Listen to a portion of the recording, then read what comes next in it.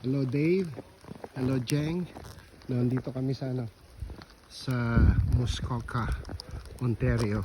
Ayan oh, tingnan mo yung tingnan mo yung daan. Puno-puno ng snow. Oh, ayan.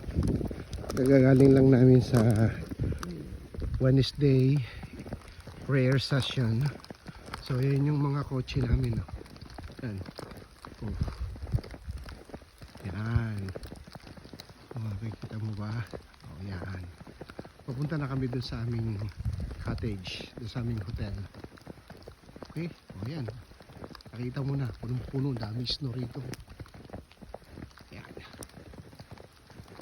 Hanggang bukas yan, mag-i-snow rito. Buti na lang, nagpapalit na kami ng snow tire. Kung hindi, delikado kami papauwi bukas ng umaga. Okay, yan. Tingnan mo, wala pang tapak na wala pang tapak ng mga paa. Fresh blanket of snow. Oh, nandun kami.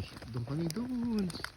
Nandun nakapark yung aming Mami, dito tayo magdaan At least ito yung nadadaanan ng mga tao. Yan. Hindi tayo madudulas. Oh, yan. Ito. Ay, ang ganda. Ha? Ang ayusan.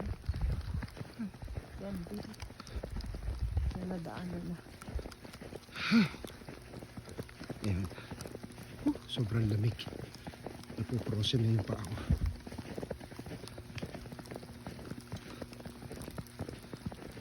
Ayan na. Malapit na kami makarating sa aming hotel. Hotel ba tawag dito? Dito kami nag-i-stay sa ito. Sa anong tawag dito? Lakeside. Yan. Lakeside. Kasi sa likod niyan may lake. So ito na, papasok na kami sa aming kwarto. Lamig.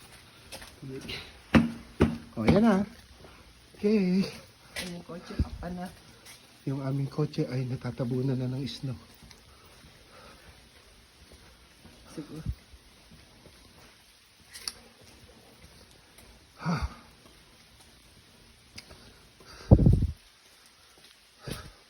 Yan. Doon kami sa room 523.